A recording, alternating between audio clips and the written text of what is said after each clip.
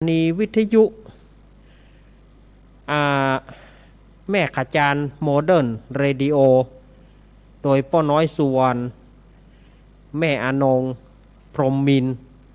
และสถานีวิทยุดอยหมอกเรดิโอสถานีวิทยุเวียงป่าเป้าและหลายสถานีที่เปิดรับสัญญาณขออนุโมทนาทุกท่านทุกผู้ทุกคนที่เอื้อเฟื้อเวลาให้กับอาตมาภาพรายการที่จบไปก็เป็นรายการธรรมะบันเทิงใจฟังสบายสไตล์ชิวๆโดยท่านอาจารย์ท่านพระครูปรัตน์ณัฐพงศ์ทิตะวุฒศิริแล้วก็น้องไนท์ร่วมกันดำเนินรายการจบไปมาถึงตอนนี้ก็เป็นรายการธรรมะเพื่อชุมชนโดยอาตมาภาพเก้ากับผมสามเณรรักปัญโยนันท์แห่งวัดสันเหมืองตำบลหนองล่องอำเภอเวียงหนองล่องจังหวัดลำพูนเป็นผู้ดำเนินรายการมาปะกันวันนี้เป็นวันอังคารที่18เป็นวันอังคารที่18พฤษภาคมพุทธศักราช2564เดือนเก้าเหนือเดือน7ใต้ออกมานี่7ค่ำพร่ำว่าเป็นวันโกนวันห่อวันดาวันพุกนี้เป็นวันพระวันศีลเนอศรัทธาญาติโยมวันพุกนี้เป็นวันพระวันศีลเจิญจวนคณะศรัทธาญาติโยมปากันไปใส่บาตรญาติปกแต่ละวัดแต่ละวาตะกี้กับเจกับเปิดเพลงเตือนไปละเพลงของพ่อครูสุรพลสมบัติเจริญวันพระอย่าเว้น วันพระอย่าเว้นมันใส่บาตรญาติปกกันเนอแล้วก็วันพุธหน้าวันพุธหน้านี่ก็เป็นวันสำคัญแห่งพุทธศาสนานั่นก็คือวันวิสาขบูชาวันพุธหน้านี่นะแล้วก็เป็นวันเพ็งพุธด้วยเนอบอกสถานล่วงหน้ารายละเอียดวันอังคารหน้าอาตมาจะมาอู้แห่งกรรมนอกสถาญาติโยมเมื่อมาปะกันแล้วป่อเฮือกราดแกล้วเสียเวลาอาตมาภาพเจิญจวนคณะศรัทธาญาติโยมได้ร่วมกันไหว้พระและสวดมนต์สังฆะปะเปิกเพื่อจักไล่โควิดไล่โรคไล่โรคหายต่างๆฮื้อหนีไปจากเมืองเหนือล้านนาและหนีไปจากสยามประเทศของเฮา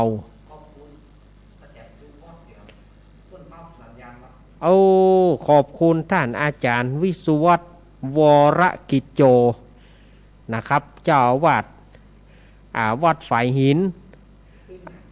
ปีนานคำมูลแล้วก็ทีมงานธรรมะคลายเครียดโดยเนอทีมงานธรรมะคลายเครียดบอกว่าจะเป็นโยมปี่พิสมัยท่านอาจารย์สมัครท่านอาจารย์ทวัฒน์จักรวโรทีมงานของฝ่ายหินของเฮาท่านอาจารย์นิพนธ์เด้อเนอท่านอาจารย์นิพนธ์หลวงพ่อนิพนธ์วัดพระธาตุดอยสะเก็ดนี่เปิ้นก็เป็นทีมงานของธรรมะคลายเครียดซึ่งอาตมาก็ไปดำเนินรายการในวันเสาร์วันอาทิตย์3 ทุ่ม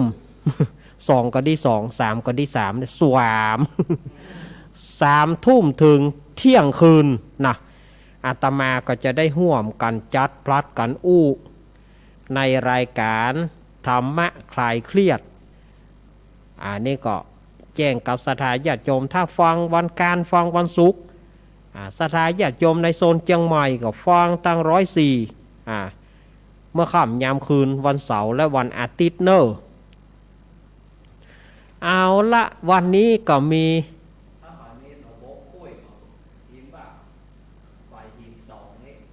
ถ้า เจว่าถ้าไผมีโทรศัพท์แบบนั่นนะแบบขูดเหี่ยวๆนั่นนะพิมพ์ว่าไฟหินสองก็จะได้ฮับจะได้ฟังเฟซฟังอย่างยูฮูปปีฟังทางยูฮูปปีเจว่าฟังทางยูฮูปเนอะแฮนะทุบก็ทุบเฮาก็ตึมเข้าใจเอาละศรัทธาญาติโยมเฮาวันนี้เจ้าภาพเป็นการสวดวันนี้ก็มีแม่เพนแม่ไอเนกผู้หญิงไทยหัวใจเพชรแน่มาละหญิงไทยหัวใจเพชรเปิ้นก่อห่วมเป็นการสวด50 บาทป้อเจิญแม่จันนวลกันทมูลบ้านเวียงหนองล่องก็ห่วมเป็นการสวดเป็นการตั้งสวดแถม50 บาทแล้วก็ป้อเมืองเกี้ยวแม่มาลีนางสาวสายฝนกันทาส้มยมป้อยมแม่ของอาตมาภาพก็ห่วมทำบุญมาแถม40 บาทเป็นการสวดเนอะแล้วก็หลายท่านเนาะที่เปิ่นห่วมทำบุญมาอาตมาก็ขออนุโมทนาเนอะเปิ่นห่วมการสวดโดยเฉพาะหญิงไทยหัวใจเพชรนี่ฝากน้ำเขียวมาให้เจนี่ฮะ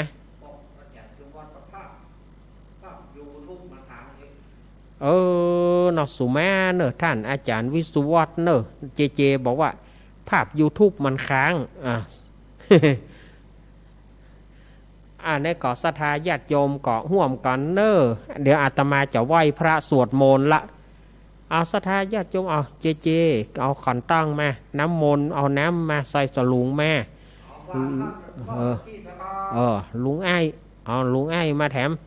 แล้วก็ศรัทธาญาติโยมก็เข้ามาอยู่ในวงไม้จะตาเพะแล้วไปตื้อเตื้อไฟนะจะไปตื้อเตื้อบ่ถึงเวลาตื้อเตื้ออาตมาบ่อนุญาตตื้อไผ่ตื้อถ้าอาตมาหูว่าไผ่ตื้ออาตมาจะโกกมือฟังตื้อเตื้อบ่ถึงเวลาเตื้อเอาศรัทธาญาติโยมเข้ามาวงที่ไม้จะตานี้เข้ามาศรัทธาญาติโยมที่ฟังอยู่ตั้งบ้านจะเอาน้ำมนต์เกียมน้ำมนต์ไว้หั่นเลยแล้วก็ไฟหลวงเนอะไฟหลวงไฟที่เอามัดมือบืนเกียมหรือยังเกียมละนอเกียมละอาตมาจะไหว้พระละเนอละอาตมาจะเริ่มสวดมนต์ละเนอพร้อมแล้วบ่ป้อนานไอ้นักซึงป้อนานไอ้ที่ดีดซึงฮือตุลุงแต่เจ้าป้อนานไอ้มาจิเตียนจุดเตียนปู่จาพระตนตรัยจุดเตียนเป็นการสวดมนต์ป้อนานไอ้อยู่ตรงปุ้นจิเตียนเป็นที่เรียบร้อยศรัทธาญาติโยมพนมมือเนอะ เดี๋ยวเราจะเริ่มสวดมนต์ละเอาละบ่พร้อมละนอเอาไปตื้อเตื้อนะไฟจะไปตื้อเตื้อบ่ถึงเวลาเตื้อบ่ตื้อเตื้อเอาไปตื้อไฟได้จะได้ เฮ้ยเจพอคนได้ตื้อไฟโกกมือเขา ไปตื้อเตื้อไฟบ่ถึงเวลามันปูดแล้วมันจะยุ่งคนอื่นเปิ้นจะบ่ได้ไฟบ่ตื้อเตื้อไหว้พระนอกราบ1กราบ2กราบ3 ไหว้พระพร้อมกันเนอะอะระหังสัมมาสัมพุทโธภะคะวาพุทธังภะคะวันตังอภิวาเทมิสวากขาโตภะคะวะตาธัมโมธัมมังนะมัสสามิสุปฏิปันโนภะคะวะโตสาวกสังโฆสังฆังนะมามิเอาป้อนนานขึ้นพระปริตกรรมเวปฏิปฏิปหายาสัพพสัมปติสิทธิยาสัพพทุกขวินาศายาปริตังพรูทะมังคารังเวปฏิปฏิปหายาสัพพสัมปติสิทธิยาสัพพภัยวินาศายาปริตังพรูทะมังคารัง วิปติปฏิปหายาสัพพสัมปติสิทธิยาสัพพะโรคะวินาศายาปริตังพรูธมังคารังปริตวานาเมตังสเมตาพาทานตาอาเวกิตาจิตตาปริตังพะนันโตสักเคกาเมจารุเปคิริสิการตเตจันตริเควิมาเนทีเปราเทจักขาเมตรุวนาคหาเนอารัมวัตุเมหิเกเตภูมาธาทโยจตุโลกปราชายามมาราชาอริยเมตโยโพธิสตาวกาทโยอริยสาวกาจาปุถุชนาการรนายัสจะสัมมาทิฏฐิเยวะพุทเทปัสสนาธัมเมปัสสนาสังเขปัสสนาพุทเทสักการวาธัมเมสักการวาสังเขสักการวาอิโตทานาโตยาวะปรัมปราอิมาสมิงโสจากวาเรสุเทวตายังมุนิวรวจนังสาทะโวโนสุนันโตธรรมสวนากโรอายัมภทันตาธรรมสวนากโรอายัมภทันตาธรรมสวนากโรอายัมภทันตาศรัทธาญาติโยมเนออาตมาขอพลังใจจากญาติโยมรวมพลังใจเป็นอันหนึ่งอันเดียวต้อมจิตต้อมใจให้เป็นอันหนึ่งอันเดียวเรื่องอื่นเก็บไว้ต่างบ้านก่อนขอพลังใจจากครูบาอาจารย์พระสงฆ์องค์เจ้าภิกษุสามเณรที่ท่านเปิดวิทยุรับฟังขอกำลังรวมใจศรัทธาญาติโยมอุบาสกอุบาสิกาเพื่อเป็นอันหนึ่งอันเดียวเพื่อขจัดโควิดโรคโรคหายเพื่อมันออกจากเมืองเหนือล้านนาและประเทศสยามเมืองยิ้มเฮาณบัดนี้ เอาละเนอครูบาอาจารย์พร้อมแล้วเราจะสวดมนต์เนอนะโมตัสสะภะคะวะโตอะระหะโตสัมมาสัมพุทธัสสะนะโมตัสสะภะคะวะโตอะระหะโตสัมมาสัมพุทธัสสะนะโมตัสสะภะคะวะโตอะระหะโตสัมมาสัมพุทธัสสะพุทธังสารนังกัจฉามิธัมมังสารนังกัจฉามิสังฆังสารนังกัจฉามิทุติยัมปิพุทธังสารนังกัจฉามิทุติยัมปิธัมมังสารนังกัจฉามิทุติยัมปิสังฆังสารนังกัจฉามิตาติยัมปิพุทธังสารนังกัจฉามิตาติยัมปิธัมมังสารนังกัจฉามิตาติยัมปิสังฆังสารนังกัจฉามินะโมเมสัพพพุทธานังตัวติงสาวรรากาโนตันหังกาโรมหาวีโรเมตังกาโรมหายาโสสารนังกาโรโรกาหิโตที่ปังกาโรชุตินทาโรกนทันโยชานาปะโมโคมังกาโรปุริสาสะโพสุมาโนสุมาโนทิโรเรวะโตรติวัฏโนโสพิโตคุณสัมปันโนอโนมาทาสิชานุตตโมปะทุโมโรกาปโชโตนะราโตวาราสาราธิปัทุมุตตาโรสัตตาสาโรสุเมโทอังคาปุงกาโลชุสุชาโตสัพพโรกาโคปิยาทาสีนาราสาโพอาทาทาสีการุณิโกธรรมาทาสีตามโมนุโทสิทธาโทอสมโมโรเกติโสจาวาราตังวาโรปุโสจาวาราโทพุทโธวิปัสสิจาอนุปโมสิขีสปาหิโตสัทธาเวสาภูสุขาทายาโกกากุสันโตสัทธาวะโหโกนาคามาโนรานันจาโหกาสโปสิริสัมปันโนโคตโมสกายาปุงคาโวอัทวิสาติสังกาตาอิเมพุทธามหิติกาการุณาโค คุณสัมปันนาสัพพะโรกาภิภูชิตาเอเตทัสสะปะระพุทธาอุตมังกาปุงกาลเตปิสังฆคุณาสุงปิติเยมาตังปะทังเอเตพุทธาติตาจามังการาหนติสัพพทาทาวิสาติเมพุเทอาหังวันตามิสัพปตาเตสังญานีนาสีเรนาคันติเมตตาภาเรนาจเตปิโนอโนราคันโตอโรคายเยนาสุเขนาจาทาวิสาติเมพุเทโยนาโรสารานังกาโตกัปปานิสัตตาสาหัสานิทุขะเตงโสนาคาฉันติอาทาวิสาติพุทธปาริตังเมตตาโยอุตตโรรโมปเสโนโกสารพิภูธิคาโสนาจาสังกิโจสุโพโตไทยพระมโนนารากิริงปริรายโยโพธิสัตตาอิเมทัสสานุกัมเมนาสัมโพธิงปาปุนิสันติอานากาเตอัญเยปัญจสตาธิรารัฐพยาการณสียงอโนกัมเมนะสัมโพธิงปาปุนิสันติอานากาเตเอเตนะสัจจวะเชนะโหนตุโนชัยยะมังกรัง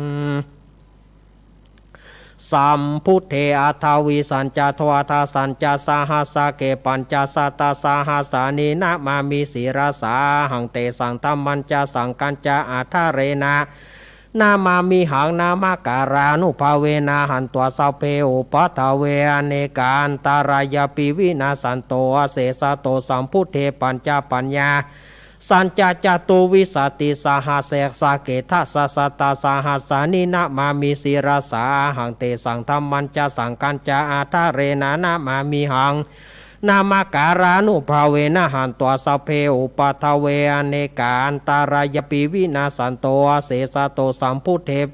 นาวุธาราสเตอัทจัตตาลิสสหัสเกวิสติสตาสหัสานินะมามิสีราสาหังเตสังธรรมันจสังกัญจาทาเรนะนามามิหังนามการานุภาเวนะ หันตัวสัพเพอุปัฏฐเวอเนกาอันตารายปิวินาสันโตเสสะโตนะโมอะระหะโตสัมมาสัมพุทธัสสะมะเหสีโนนะโมตมะธัมมัสสะสวากาตาเสวะเตเนธานะโมมหาสังฆปิวิสุทธสีลทิฏฐิโนนะโมมัตตยารัตตสารัตนันตยาสัสสะทุกังนะโมโอมากาติตัสสะตัสสะวัตถุตยาสปินะโมการะปะภาเวนะวิคัจฉันตุโอปัฏฐวานะโมการานุภาเวนะสุวัติหนตุสัพพทานะโมการาชเตเชนะวิธิมิโหมิเตชวาสาสนาสัจโรกัสสาวุธิภวตุสัพพทาสาสนัมปิจโรกัญจเทวรากันตุสัพพทาสัติงุนตุสุกิสัพเพปริวาเรหิอาตาโนอเนกโสมานาหนตุสหัสเพหิยาติปิราจะโตวาโจระโตวามานุสะโตวาอามานุสะโตวาอากิโตวาโอทากาโตวาปิสาจโตวาขานุกาโตวากันดากาโตวานากาตาโตวาชานาปัทาโรกาโตวาสันทิทิโตวาสาธรรมโตวาสัปุริสะโตวาจันทอาติอาสามิกาโกนากุกุลาอาหิวิจิกามณิสัมปติปิอาชาตาราสสุการามหิสายคาราคาสาติหินายนาปยโตวานานาโรกาโตวานานาอุปัฏฐวะโตวาอารักขังคันหันตุปฏิฐานาโตปัฏฐายตถาคาทัสสะทัสสะปารามิโยทัสสะอุปปารามิโยทัสสะปรมัตถปารามิโยปัญจามหาปริจเขติโสจาริยาปัชิมักภเวกภาวะกันติงชาติงาปินิกามานังปทานาจาริยังโพธิบัลลังเกมาลาวิชายังสัพพัญญูตายานาปฏิเวทางนาวโรกุตารธรรมเมหิสัพเพปินิเมพุทธกุเนอาวาชิตวเวสาริยาเตสุปาการันตาเรสุติยาปารติงปริตังการนโตอายสมานันทเรโรวิยาการุญญาจิตังอุปาทาเปตวโกติงสัตตาสหัสเสสุจักวาเรสุเทวตา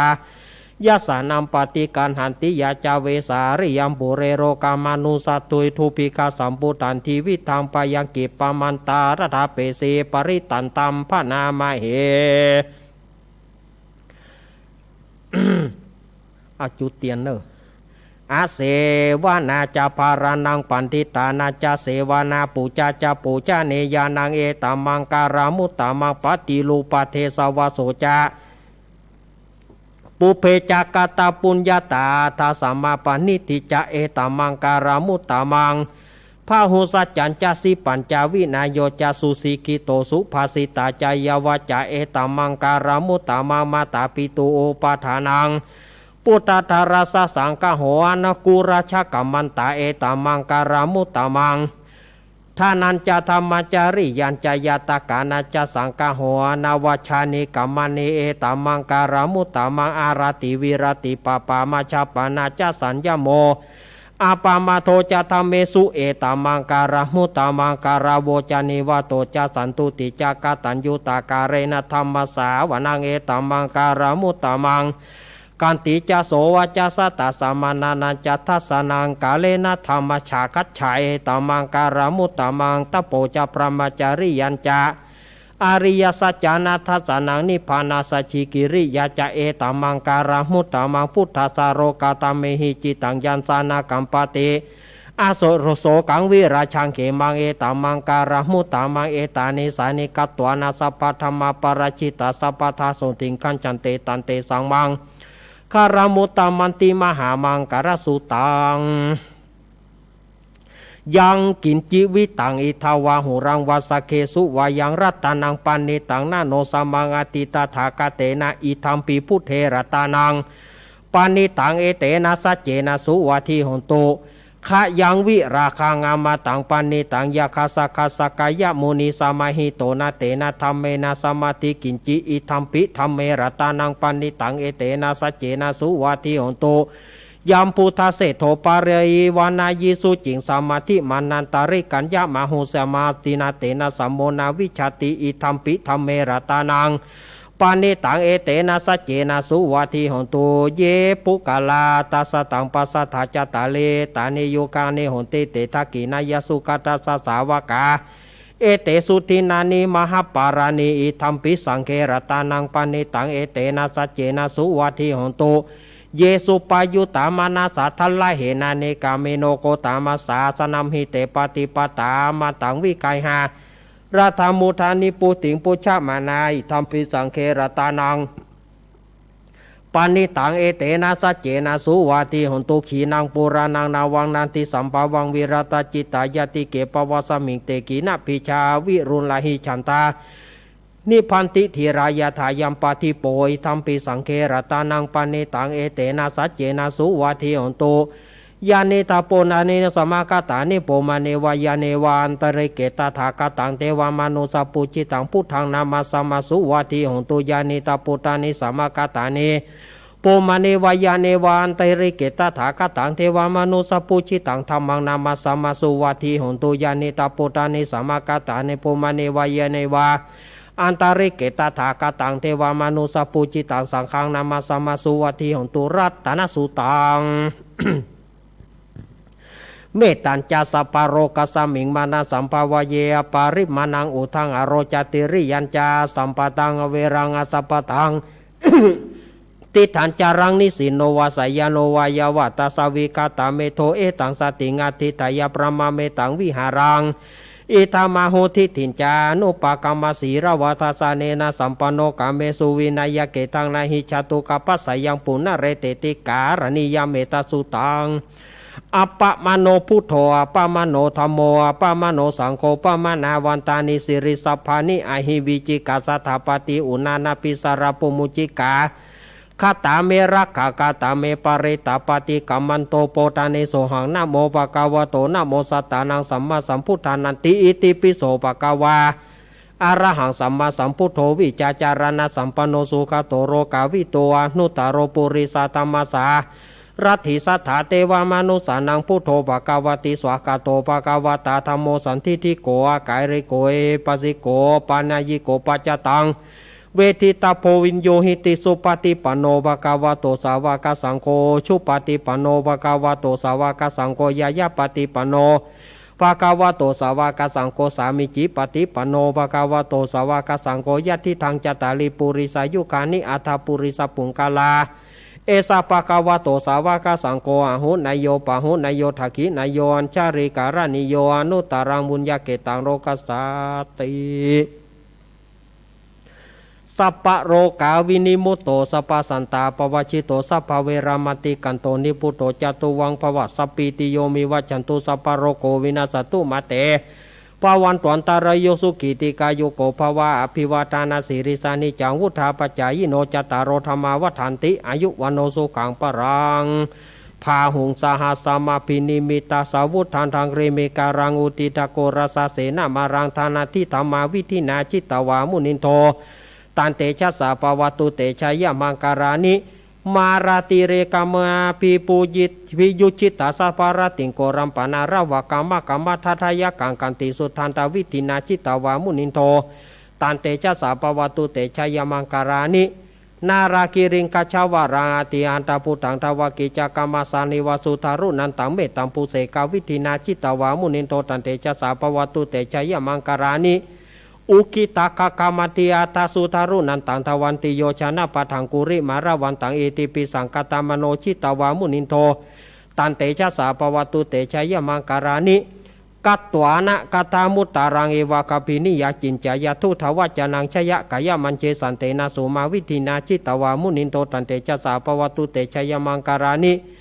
สัจจังวิหายามติสัจจกวัฏเกตุงวัฏพิโรปิตามานางติอันตพุตังปัญญาปฏิปชาริโตจิตตวามุนินโตตันเตชะสาปวัตุเตชยมังการานินันโทปันนันทาโปจกังวิภูทางมหิทิงภูเตนะเถระบุจเกนะธรรมปยันโตอิทุปเทสาวิตินาจิตตวามุนินโทตันเตชะสาปวัตุเตชยมังการานิทุกขหัตถิติปุจเกนะสุตหาถังประมังวิสุติจุติมิติภกภิธานังยานากาเตนะวิตินาจิตตวามุนินโทตันเตชะสาปวัตุเตชยมังการานิเอตาปิพุทธชัยมังการาทากถาโยวัจโนตินะติเนสระเตมตันทีเหตวานานิกาวิวิธานิจุปัตวานิโมขังสุขังอธิกามายานโรสัพปัญโยโพชังโคสติสังกาโตธรรมานังวิจโยตถาวิริยัมปิติปัสสติโพชังกาจตถาปเรสามาตุเปกาโพชังกาสเตเตสัพพทัสสีนามุนินาสมาทากตาภาวิตาภาหุริกตาสังวัตติอภิญญายานิปานายาจโพธิยาเตนะสัจวเจนะโสติเตองตุสัพพตาเอกัสสมิงสามเยนะโทโมกาลานันจักกัสปังคีลาเนทุกิเตทิสวะโพชังเคสตะเทสยิเตจตังอภินันทิตวโรกามุจิงสุตังคะเนเอเตนะสัจวเจนะโสติเตหงตุสัพพทาเอกถาธรรมราชาปีเครันเยนะพิปิลิโตจุนทัตเถเรนะตันเยวะพนาเปตวานาสาทรัง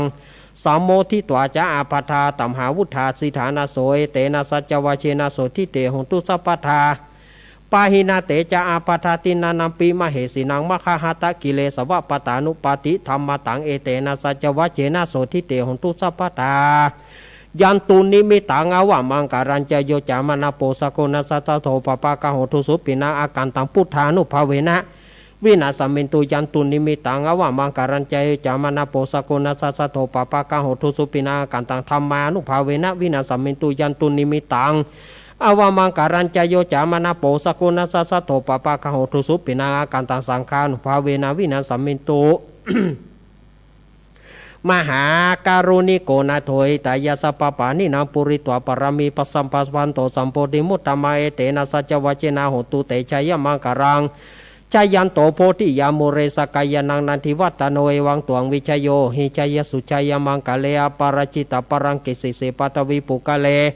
อภิเสกสัพพพุทธนางกัปปโตปโมตติสุนักตังสุมังการังสุปปตังสุติตังสุกาโนสุโมโหตุเจสุยิทังพระมจริสุบารักกินัง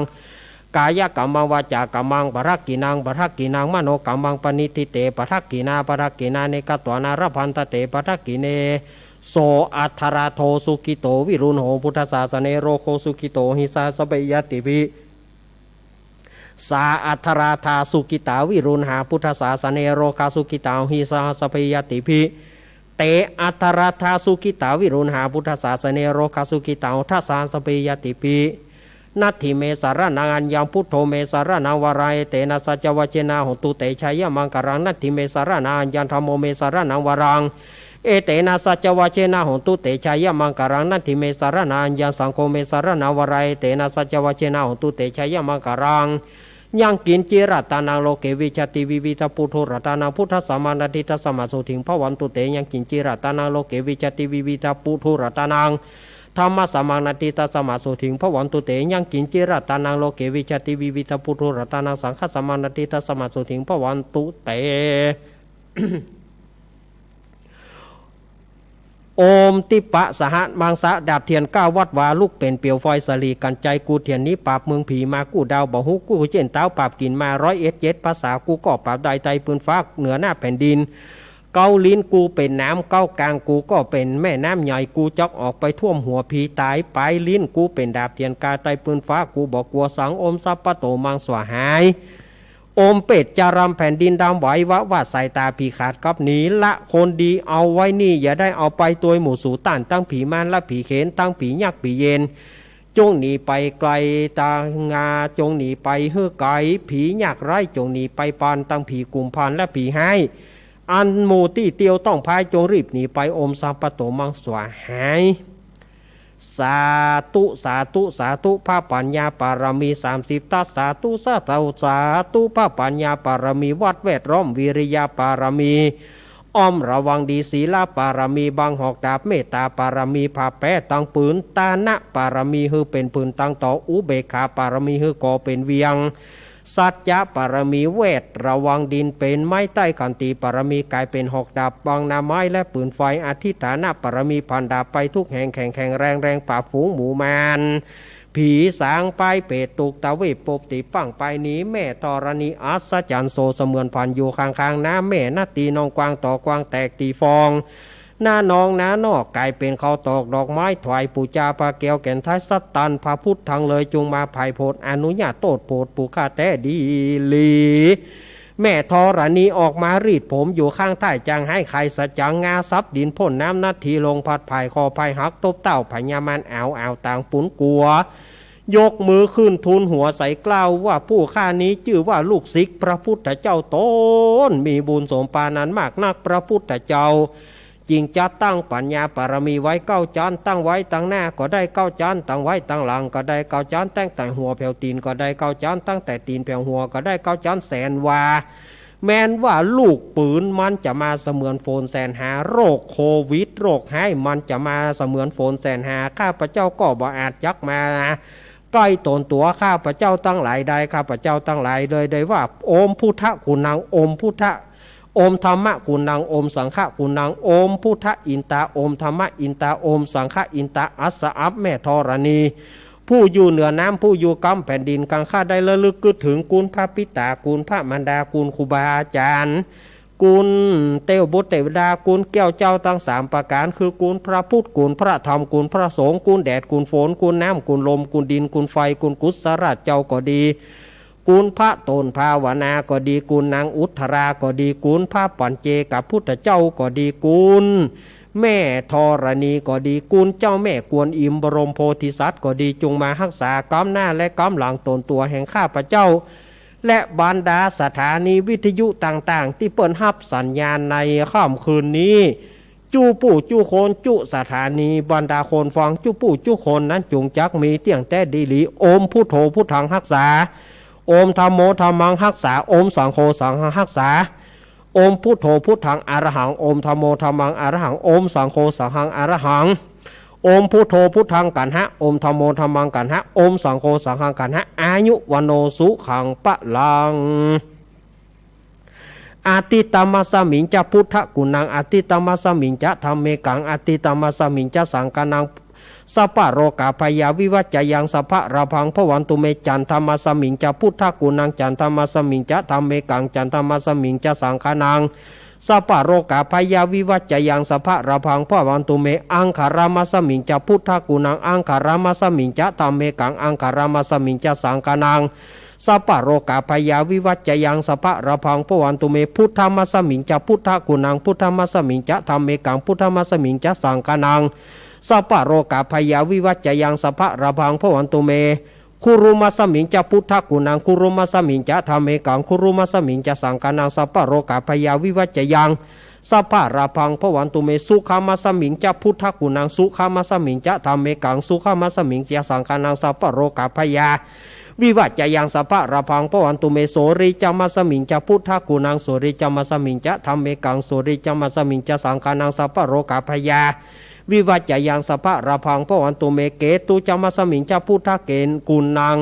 เกตุมัสมิงจะธรรมเมกังเกตุมัสมิงจะสังฆานังสัพพะโรกาพยาวิวัจจะยังสัพพะระพังพวันตุเม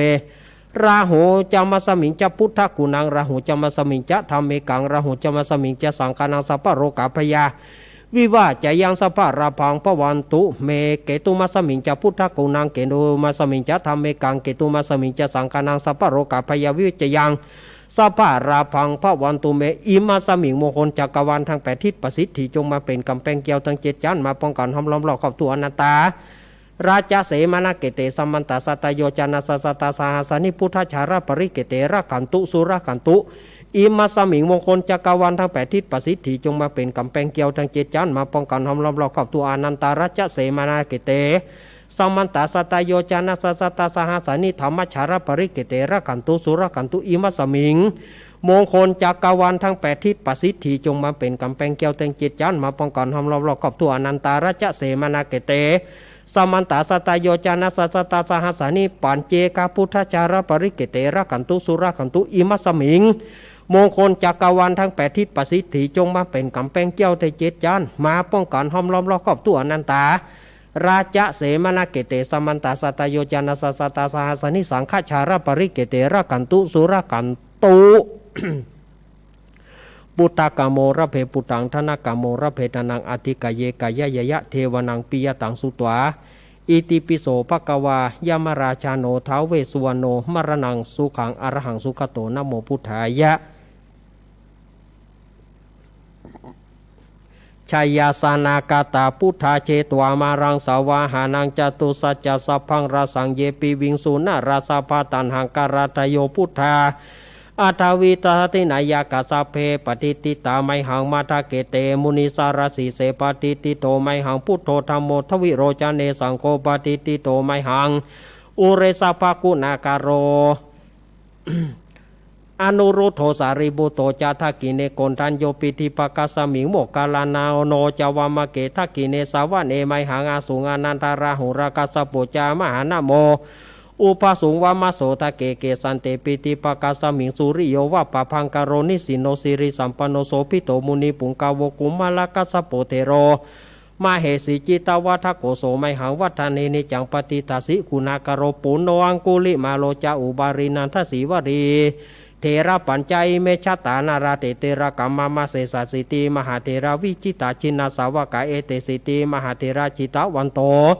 ชิโนรสาจารันตาสีระเตเจนะอังคัมมังเคสุสันติตารัตตานังปุระโตอาสิทักกิเนเมตาสุตกังทัชกังปัจจโตอาสิวาเมอังกุลิมาลากังกันทะโมระปริตัญจาอาตานาติยสุตกังอากาเสชาทานางาสิเสสะปะกาลาสันติตาชินานาวราสังยุเตสัตตปะการะรังกตาวตาปิถาทิสัญชาตาภาหิราชันตุปัทวาเสสาวินยังยันตุอนันตชินาเตชะสาวัสโตเมสกิเจนะสัทธาสัมพุทธาปัญชาเรชินาปัญชารามัชชัมหิวิหารันตังมหิตตาเรสัทธาปริตุมังสเปเตมหาปุริสัสสภาอิเจวะมันโตสุกุโตสุระโคชินานุภาเวนะชิตุปัฏฐาวโวธรรมานุภาเวนะชิตาริสังโฆสังฆานุภาเวนะชินตันตรายโยสัทธามานุภาวปริโตจารามิชินปัญชเรติอันติโอนหาสาวิจโยธรรมโมโลเกนุตารสปัสสตาหิตาทายะตังตองกันหาหิเทวเตปริวเชราชาตันเตอามานุเสหิปาวะเกปายะเกนะเควิเสปุเตอากาลามารเนนะจะสัพพสมามารณามุโตทาเปตัวการามาริตังตาเสวะอนุภาเวนะโหตุเตโวสุขิสัทธาสุทัสสีลังสมาทายะธรรมังสุจาริตังจเลตาเสวานุภาเวนะโหตุเตโวสุขิสัทธาลิกิตังกินจิตังปูชังธารนังวัจจานังกรุงปริสังเตสนังสุตวาตาสาโยปวัตติอาทิอุนหาสาวิจโยตโมโลเกอนุตโรสปัสสตาหิตาทายะตังตองกันหาหิเทวเตปริวเชราชาตันเทอมานุเสปวเกพยเกนะเกวิเสปุเตอกาลามารณนะจะสัพพสมามารณามุโตทะเปตัวการามาริตังตาเสวานุภาเวนะโหตุเตโว สุขีสัทธาสุทัสสีลังสมาทายะธรรมังสุจาริทังจาเลตเสวาอนุภาเวนะหนตุเตโวสุขีสัทธาลิกิตังกินจิตังปูชังธารนังวัจนังคารุงเต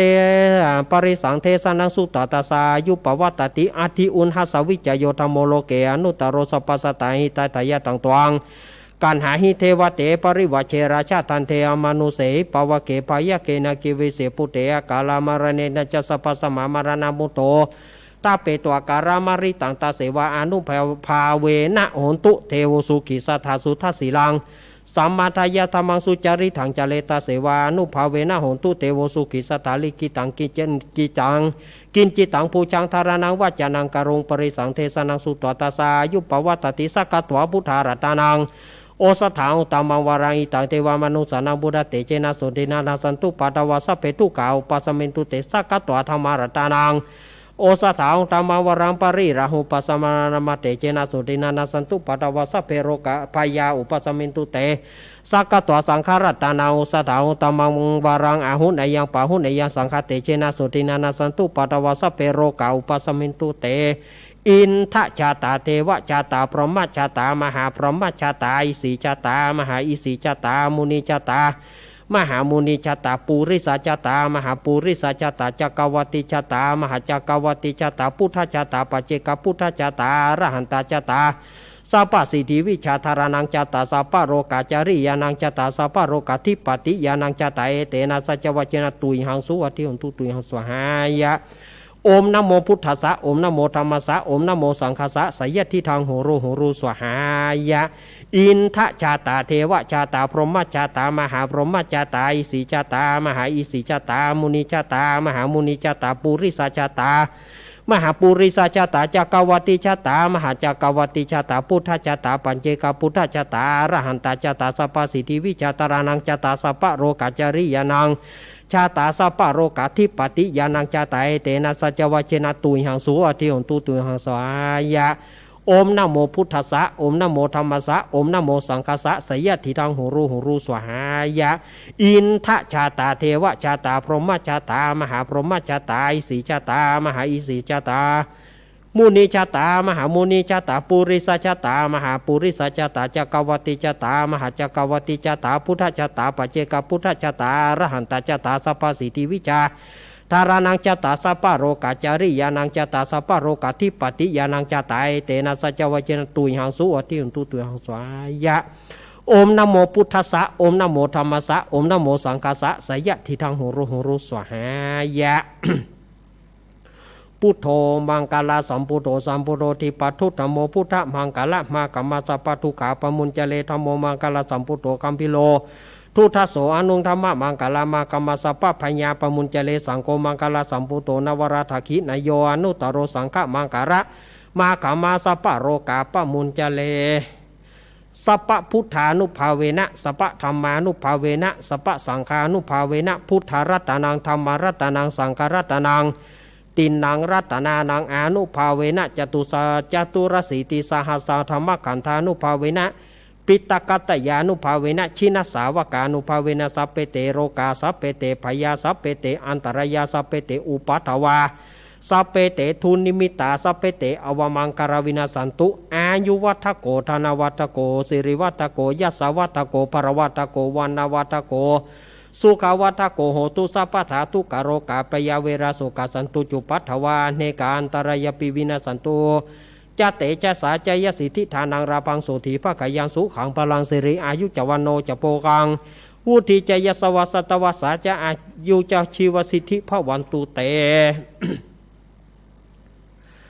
ทุกขปัตตาจนิทุกขาปยปัตตาจนิปยโสกปัตตาจนิโสกาหนตุ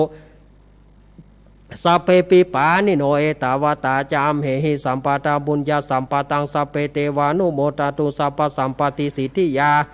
ทานังทะทันตุสัทธายาสิรารากันตุสัพพทาภาวนาปิรตาหนตุกัจฉันตุเตวตากตาสัพเพพุทธาปรปตาปเจกานันจยังปรังอรหันตานาจเตเจนาราขังวันตามิสัพพโสภวตุสัพพมังกรังรากันตุสัพพเทวตาสัพพพุทธานุภาเวนะสัทธาโสถิงภวันตุเตภวตุสัพพมังการารากันตุสัพพเทวตาสัพพธรรมานุภาเวนะสัทธาโสถิงภวันตุเตภ ปวัตุสัพพมังการารากันตุสัพพเทวตาสัพพสังฆานุภาเวนะสัทธาโสถิงปวันตุเตนะกตายกพุทธานังปปะคานิวารณาปริตสานุภาเวนะหันตัวเตสังอุปตะเวนะกตายกพุทธานังปปะคานิวารณาปริตสานุภาเวนะหันตัวเตสังอุปตะเวนาคาตายาคาปุตานังปาปากาหานิวารณาปริตาสานุภาเวนะหันตัวเตสังอุปทาเวอโรกายาปารมาราภาสันทุติปารมังตานังวิสาตาปารมายาตินิปานังปารมังสุขังฟะสาธุ เอาศรัทธาญาติโยมเข้ามาศรัทธาญาติโยมเจแปลงตั้งเปิ้นจะเข้ามามัดมือถนัดใกล้ครูบาอาจารย์รูปใดเข้าไปหาครูบาอาจารย์รูปนั้นมาเลยต่อแถวกันมา เดี๋ยวฟังตื้อต่อไฟน่ะไปตื้อต่อเดี๋ยวกันไปตื้อต่อพร้อมใจกันแล้วก็ตื้อออกกำเส้นกันเอาให้มันหม้อปอกันมันบอกปอก็เอาเวลาเอามาตืดแล้วมันเหลือไฟเหนียวก็เดือดไฟเหนียวเอามัดมือเนอะครูบาอาจารย์จะเริ่มมัดมือนะพุทโธมังกาลาสัมพุทโธทิปัทุตัมโมพุทธมังกาลามากามาสัพพทุขาปามุญจเลตัมโมมังกาลาสัมพุทโธคัมปิโลทุทัสโสอนุงนามามังกาลามากามาสัพพพยาปมุญจเลสังโฆมังกาลาสัมพุทโธนวราทกินายโยอนุตโรสังฆมังกาลามากามาสัพพโรกาปมุญจเลพุทโธมังกาลาสัมพุทโธทิปัทุตัมโมพุทธมังกาลามากามาสัพพทุขาปมุญจเลธัมโมมังกาลาสัมพุทโธคัมปิโลทุทัสโสอนุงธรรมมังกาลามากามาสัพพพยาปมุญจเลสังโฆมังกาลาสัมพุทโธนวราทกินายโยอนุตโรสังฆมังกาลามากามาสัพพโรกาปมุญจเลพุทโธมังกาลาสัมพุทโธทิปัทุตัมโมพุทธมังกาลามากามาสัพพทุขาปมุญจเลธัมโมมังกาลาสัมพุทโธคัมปิโลทุทัสโสอนุธรรมมังกาลามากามาสัพพพยาปมุญจเลสังโฆมังกาลสัมพุทโธนวราทกินายโยอนุตโรสังฆมังกาลามากามาสัพพโรกาปมุญจเลสัพเพพุทธาปรปตาปเจกานันจยังปรังอรหันตานาจเตเจนาระขังวันตามิสัพพโสสัพเพธรรมาปรปตาปเจกานันจยังปรังอรหันตานาจเตเจนาระขังวันตามิสัพพโสสัพเพสังฆาปรปตาปเจกานันจยังปรังอรหันตานาจเตเจนาระขังวันตามิสัพพโสสัพเพพุทธาปรปตาปเจกานันจยังปรังอรหันตานาจเตเจนาระขังวันตามิสัพพโสสัพเพธรรมาปรปตาปเจกานันจยังปรังอรหันตานาจเตเจนาระขังวันตามิสัพพโสสัพเพสังฆาปรปตาปเจกานันจยังปรังอรหันตานาจเตเจนาระขังวันตามิสัพพโสสัพเพสังสัพเพพุทธาปรปตาปเจกานันจยังปรังอรหันตานาจเตเจนาระขังวันตามิสัพพโสสัพเพธรรมาปรปตาปเจกานันจยังปรังอรหันตานาจเตเจนาระขังวันตามิสัพพโสสัพเพสังฆาปรปตาปเจกานันจยังปรังอรหันตานาจเตเจนาระขังวันตามิสัพพโสโอมอิติปิโสวิเศษอิปรังอรหันตานาจเตเจนาระขังวันตามิสัพพโสโอมอิติปิโสวิเศษอิเศษพุทธะเนเมอิมินาพุทธังตังโสอิโสตังพุทธปิติอิปัญจมาเลชิโนนาโถสปัตโตสัมพุทธิมุตตมังจตุสัจจังปกาเสติธรรมจักขังปวัตติเตนะสัจวัชนะโหตุเมชัยยมังกรฟะเอาศรัทธาญาติโยมเอามัดมือแล้วออกไปมัดมือแล้วออกไปปอไหนไอ้ก็ลุงไอ้ไม่ใช่ปอไหนไอ้จ่ายเปิ่มได้เปิ่มเท่าละลุงไอ้ไปทำบุญลุงไอ้ไปบุญเจ๊กำขันน้ำมนต์ไปจะไปมาแขวะกันเถอะให้โดนไม่เซ่ละลุงไอ้เอาไปทางปุ้นไปทางเจงวัดพาปุ้นแวดพาปุ้นแล้วก็เจ๊เอาไปแวดนี้นะได้ละได้ละเนอะครูบาอาจารย์จะพรมน้ำมนต์เนอะชายันโตโพธิยาโมเลสกายานังนันทิวะ ตโนเอวังตาวังวิชยโยโหหิชยาสุชยมังกาเลอปราชิตปัลลังเกสีเสปทวิปุกาเลอภิเสเกสาภพุทธานังอาคัมปันโตปโมตติสุนังขาตังสุมังกาลังสุปภาตังสุโหติตังสุขโนสุโมโหโตจะสุยิตถังพระมาจาเรสุปทักกินังกายกรรมังวาจากรรมังปาทักกินังปาทักกินังมโนกรรมังปานิติเตปาทักกินาปาทักกินาเนกัตตวานรพันตาเทปาทักกิเนสาธุเอาแล้วเมื่อเจ้าหน้าที่ประพรมน้ำมนต์เป็นที่เรียบร้อยศรัทธาญาติโยมก็เอาน้ำมนต์นี้ไปเก็บไว้เนอเอาแอบก็ได้กินก็ได้มันเหลือหน่อยก็น้ำจิงเขาใส่เพื่อวันการหน้าก่อนนี้มันเหลือสักน้อยก็เอาน้ำจิงเขาใส่ใจต่างไปได้อยู่เนอ ใจต่างไปได้อยู่ต่อไปเป็นการประเคนต่อไปเป็นการประเคนมาศรัทธาญาติโยมมาเน้นโยมผู้หญิงเปิ้นมาประเคนเอาพระอุตรามาหูจักแล้วบอกพระอุตราน่ะหูจักแล้วก็เอาพระอุตรามาข้อเน้นที่โยมผู้หญิงเปิ้นเกณฑ์เกณฑ์จากพระคุณเจ้ามารูปเก่ามาสืบมานั่นเอาละเมื่อประเคนเป็นที่เรียบร้อยก่อนที่เฮาตั้งหลายจะได้เฮือปอนนั้นเฮาก็จะมีการสงบจิตสงบใจสักน้อยหนึ่งแผ่ภายนบุญกุศลเฮือกับสรรพสัตว์ตั้งหลายผีตั้งหลายเปรตตั้งหลายเทวดาสุวัสวาป้าบ้านขอท่านตั้งหลายแผ่บุญสงบจิตสงบใจ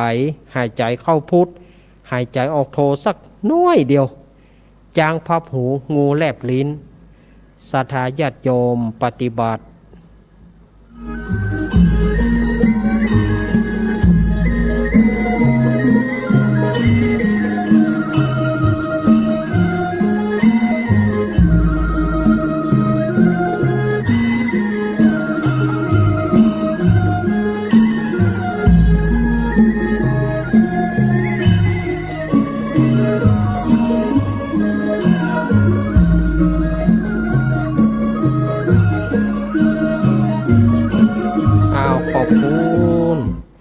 ขอบคุณศรัทธาญาติโยมได้ทำกันแล้วอันนี้ก็แผ่เมตตาเนออิตัง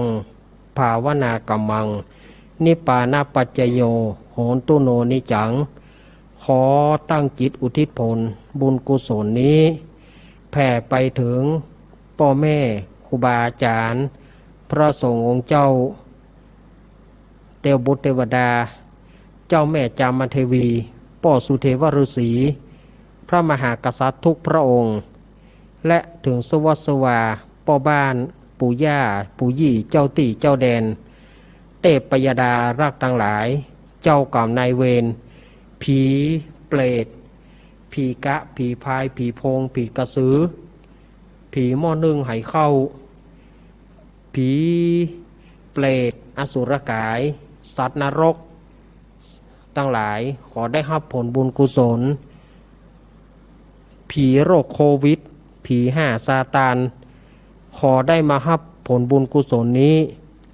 ยังบ่เต่าแต่นั้นส่วนหนึ่งจากตานไปหาสวัสวาเทพยดาอารักษ์สรรพสัตว์ทั้งหลายพูดสรรพสัตว์ทั้งหลายปานะทั้งหลายพูดทั้งหลายบุคคลทั้งหลายผู้มีอัตภาพทั้งหลายสตรีทั้งหลายบุรุษทั้งหลายพระริยเจ้าทั้งหลายปุถุชนทั้งหลายเทวดาทั้งหลาย มนุษย์ทั้งหลายและสัตว์วินิปติกะทั้งหลายท่านจะอยู่ในทิศตะวันออกทิศตะวันตกทิศเหนือทิศใต้ตะวันออกเฉียงใต้ตะวันตกเฉียงเหนือตะวันออกเฉียงเหนือตะวันตกเฉียงใต้ทิศเบื้องล่างทิศเบื้องบนขอท่านทั้งหลายอย่าได้มีเวรซึ่งกันและกันเลยอย่าได้เบียดเบียนซึ่งกันและกันเลยอย่าได้มีความทุกข์กายทุกข์ใจเลยสุขีอัตตานังปริหารันตุจงมีความสุขกายสุขใจรักษาตนเพื่อพ้นจากทุกภัยทั้งหมดทั้งสิ้นเทินสาธุสาธุศรัทธาญาติโยมก็เฮาเอาถือเอานิมิตอย่างที่หลวงพ่อสุเมธว่านะเฮาสมมุติว่ามีแม่น้ำสมมุติเนรมิตแม่น้ำใหญ่แล้วก็คว่ำลงเลยหยาดน้ำโคลมเพื่อเขาเจ้าได้ไปรับผลบุญกุศลอาศรัทธาญาติโยมต่อไปรับปอนเนอร์ยะถาวาริวหาปุราปริปุเรนติสาครังเอวะเมวะอิโตตินังเปตานังอุปคปติอิชิตังปาติตังตุมหังคิปะเมวะสมิสันตุสัพเพปุเรนตุสังกปะจันโทปนารโสยถามณิโจติรโสยถาสัพพิติโยมีวาจันตุสัพพโรโกวินาสตุมาเตภวตวันตรโยสุขีติกายุโกภวะอภิวาทานาสีริสานิจังอุทาปัจจายโนจตารโรธรรมาวัฏันติหายุวันโนสุขังปะลังสาธุวันตามีพุทธังสัพพังเมโตสังกามาทะเมพันเตวันตามิธัมมังสัพพังเมโทสังกามาทะเมพันเตวันตามิสังกังสัพพังเมโทสังกามาทะเมพันเตวันตามิคุโรปัจฉัยยาจาริเยสัพพังเมโทสังกามาทะเมพันเตวันตามิกัมมัฏฐานังสัพพังเมโทสังกามาทะเมพันเตวันตามิอารัมเมภัตตาสีมายังสัพพังเมโทสังกามาทะเมพันเตวันตามิเจติยังสัพพังสัมพันธาเนสุปฏิติตาสรีระตาตุมหาโพธิงพุทธารูปังสักการังสันธานาคาโรเกเตวะโลเกพระมะโลเกชมพูทีเปรังกาทีเปสรีราธาตุโย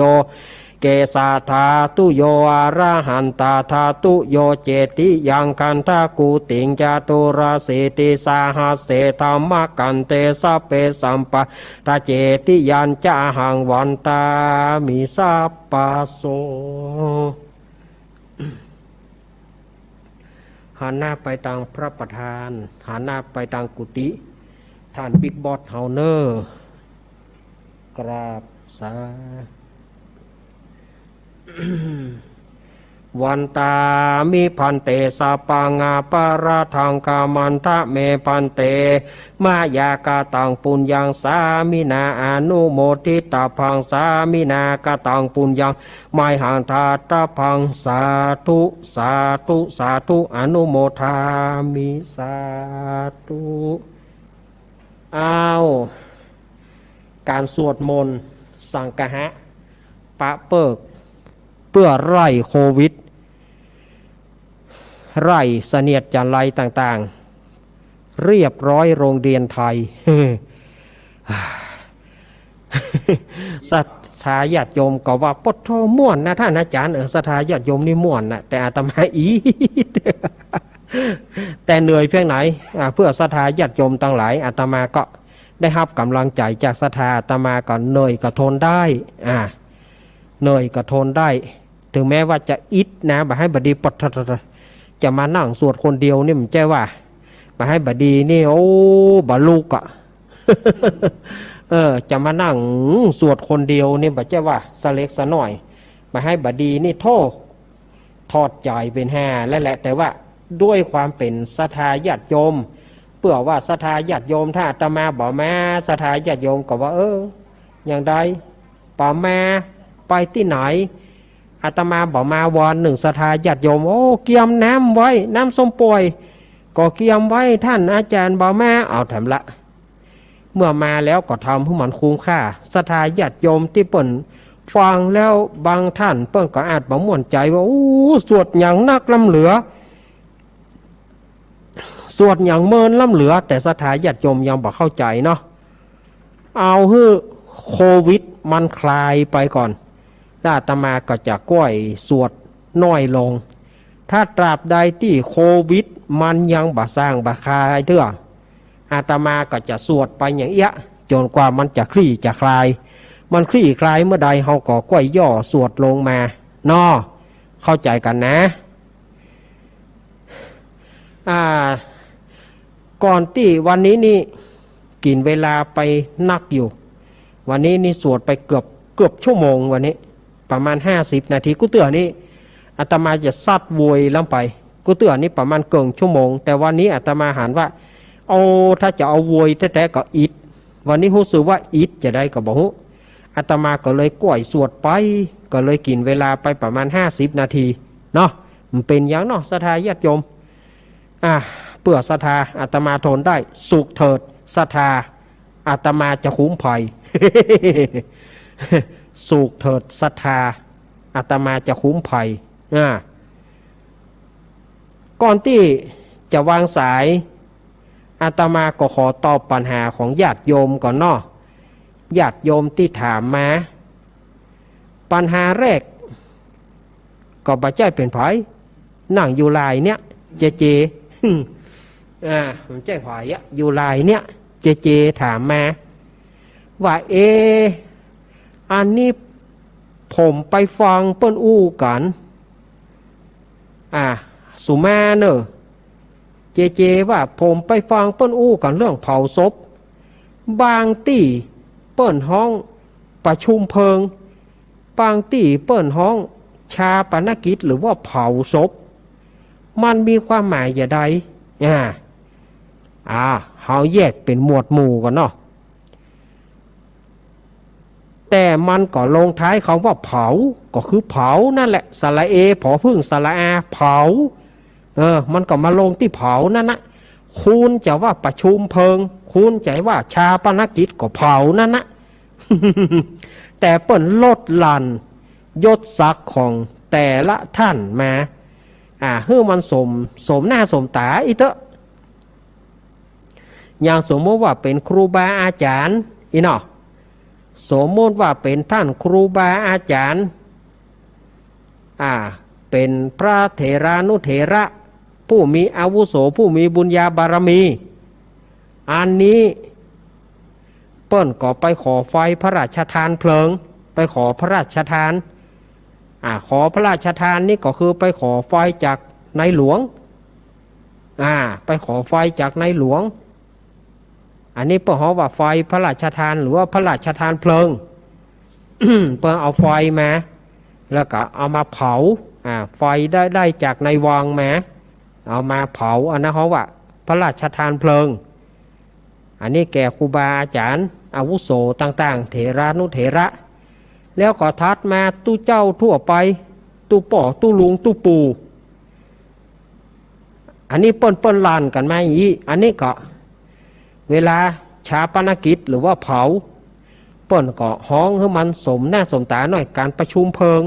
พระสงฆ์องค์เนนทั่วไปเขาว่าประชุมเพลิงก็คือเผานะต่อไปก็คนทั่วไปชาปนกิจหรือว่าเผาก็คือเผา บอกไปตั้งใดก็ลงท้ายว่าสระเอผอพึ่งสระอาเผาสระเอผอสระอาเผาอย่างเดียวนี่แจ้งให้เจได้หูมันก็บาดแตกต่างเพื่อเอาลดลานกันไปแบบใดอันนี้ศพของผู้นั้นอาวุโสนั้นผู้นั้นลดลานกันไปเดี๋ยวมันห้องกรรมแตกต่างกันไปอันนี้ก็แจ้งให้เจแล้วก็แม่ยวงแม่ยวงวัดแม่ยวงบ้านต่ำนกกกพะเยาแม่ยวงถามมา3 อังการละอาตมาลืมทีนี้เปิ่นทวงมาเปิ่นโทรปัญหาแม่บาตอบเตื้อแน่ลืมไปลืมบทเกิดใจได้เลยแม่ยวงเปิ้นว่าหยัง4 คนหาม3 คนเฮ1 คนนั่งแค่2 คนปาไป 4 คนหามก็คือพรหมวิหารทั้ง4เมตตาการุณามุทิตาอุเบกขาหามเอาไปก็คือเขาตายไปแล้วลูกตายไปแล้วกับพรหมวิหารทั้ง4ก็จะเอาไปแล้วแหละเมตตาการุณามุทิตาอุเบกขาแล้วก็3 โคนแห่ก็คือตุง3 หาง3 โคนแห่ก็ได้แก่ตุง3 หางอันนี้จองตู้ของอนัตตาก็ได้แก้วตั้ง3ก็ได้ตุง3 หางนำไปล่ะตุง3 หางแห่ไปนำไป1 คนนั่งแค่ก็คือตัวเฮา1 คนนั่งแค่ตัวคนเฮาเนี่ยหามไปมงยงบัดเดียวนี่ใส่ล้อใส่รถอีแตนพ่องใส่รถพ่อง2 คนปาไปบาปกระบุญบาปกระบุญบาปจะเอาไปลงนรกบุญจะเอาขึ้นสวรรค์หวานหก เถียงกันจะเอาไปสวรรค์จะเอาไปนรกเอาไปมันเถียงกันวันหก บุญก็จะเอาไปบาปก็จะเอาไปไผมีบุญนักก็ได้ขึ้นสวรรค์ไผมีบาปนักก็เอาไปตกมรรคอันนั้นก็มีการลู่กันระหว่างบุญกับบาปลู่กันนะวันหกตอบสถาเชียดยมอีเนออุ้ยยวงเนอทำบ้านต่ำนกกกตอบเพื่อแล้วนะอุ้ยยวงตอบเพื่อแล้วตามาเกาะบ่มีอย่างละตอนนี้ก็จะเปิดสายละกะเจว่าอุ้ยอวนเกียมตัวเนออย่างก็เดี๋ยวจะเปิดโอกาสให้โทรอาตมาวางสายแล้วเนอ089214013เปิดโทรเดี๋ยวกันเนอเจริญปอนสายแรกนำนมัสการครับพี่ไอครับมาแล้วคำไอหอมมาแล้ววันนี้ขอสายแรกครับผมเนาะอีกครับวันนั้นมาบัดดันสักคำวันนี้ได้แล้วบ่ครับได้น้ำมนต์ตัวได้หน้ามันสปอยด้วยครับนั่นแหละครับได้แล้วเนาะได้มาแล้วก็เอาที่มาอย่างก็ทำตะเกียว่าจื่อพี่ไอ้บัดตันเลี้ยวอีบ่ครับนั่นนะเป็นกำลังใจให้แกนตาของงานพาวด้วยนะครับเนี่ยไปด้านกำลังใจแกนตาเนาะครับอันนี้วันเด่นกับไปได้ถึงก็ได้แหละครับครับนมัสการครับเดี๋ยวคนอื่นจะต่อครับขอบคุณเอาคำไอ้มาละสายแรกป้าจอนเวียงป้าเป้าจะว่าเจียงไฮ้โทษอันนี้1079นี่ของไผ่ฮะเจริญปอนบริษัทท่านเจ้าจากตังได้จากแม่สลัดแก่ซ่อนเมืองปานจังหวัดลำปางเจ้าแม่สลัดปานแก่ซ่อนจากเวียงป่าเป้าโพดไปลำปาง ว่าจะได้แม่ฉลาดแต่ว่าใครอยู่แม่เน้นหน่อยเนาะอย่างจะได้ทำบุญจะได้ทานจะได้บริจาคเงินนะก็เดี๋ยวจะแจ้งเฮ้อเนอเจ้ากำเดียวเดี๋ยวจะแจ้งเฮ้อเนอขอบคุณแม่ฉลาดเนอเจ้านี่กับเพิ่นไว้อยากให้ทำบุญกำเดียวแม่ฉลาดวางสายฮื้อจิมขอบคุณจะเริญปอนเจ้าลูกเล่นแม่บุญหลงเจ้าแม่บุญหลงมาแล้วแม่บุญได้น้ำหมุนได้น้ำอาบมดเอาไว้เนื้อไว้อาบก็มันเหลือน้อยก็เอาน้ำบาดาลเขาใส่น้ำจิ๋งเขาใส่ฮะต่อไปได้อยู่เลิกเล่นใจว่าแน่นอกแน่ใจน้อแม่บุญหลงเจ้าฮ้อนก่อบ้านลิฮ้อนก่อทนมาตก2-3 วันแล้วเจ้าน้อขาลึงต้องปุ้นนายเนี่ยบ่เพียวเตื้อน่ะลึงไม่ได้บัดโตกได้ไปกำลังใจแม่บุญหลงเหมือนกันเนอ ก็ ขอ ใช่ บ เจ้า คุณขอบคุณคนน้อยคนน้อยคนน้อยตามาบ่ใจหายใจดำนะคนน้อยคนน้อย เจริญปอน เจ้ากำลังจะเจ้าเน้ในสุเกียวสิละพรดิเตียเนอะ ตาเมื่อสิเกี่ยวนี่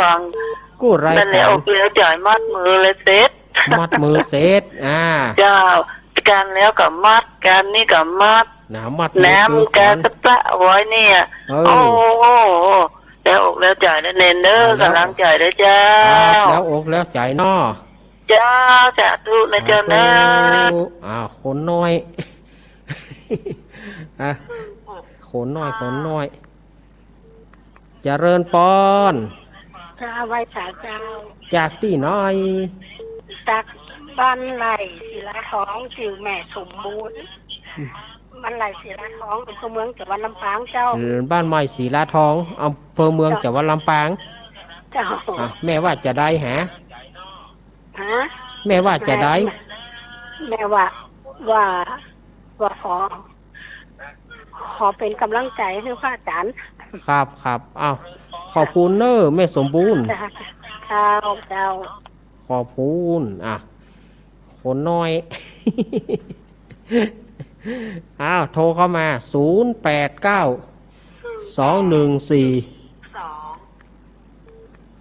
เจริญปอน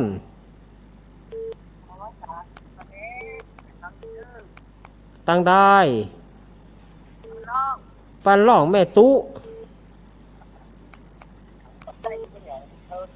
แม่ตุเราฟังสัตว์ที่เด้อ เสียดังฟังชัดเนาะ เจ้าเราฟังสัตว์ที่เป็นกำลังใจให้ปอวังด้วยนะผมว่าเนี่ยฟังแต่ทีมาละขอบคุณเนอผมกำลังใจนะครับเจ๊ตัวเลยกำลังใจเจตัวเนาะแม่ตุเนาะขอบคุณมา089214เดี๋ยวกันเนอะอดเท่าอันนี้มีกระ3ทั้งนั้นเอาเบอร์ไผ่เนอเจริญปอนโอ้ยเจ้าว่าเน้นใหญ่แม่อุ้ยอินพุทธะคุณนางธรรมะคุณนางสังฆะคุณนางเนอ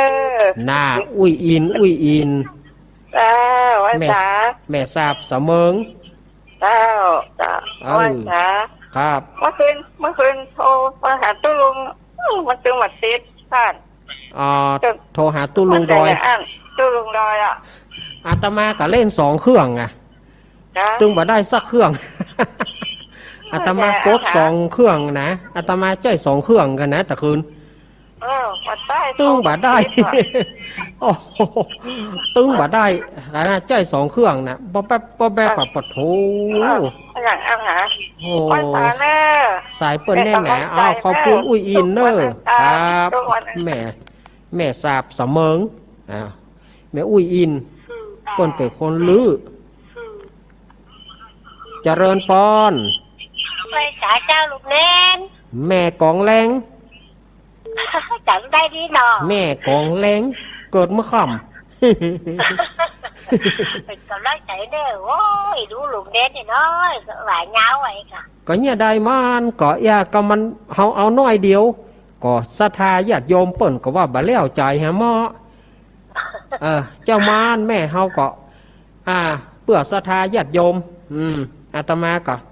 เนยบ่เป็นหยังได้ยินศรัทธาญาติโยมเพื่อกำลังใจก็หายละบ่อิดละบ่เนยละเป็นกำลังใจให้เด้อครับขอบคุณแม่กองแรงเด้อสาธุศรัทธาญาติโยมโทรเข้ามา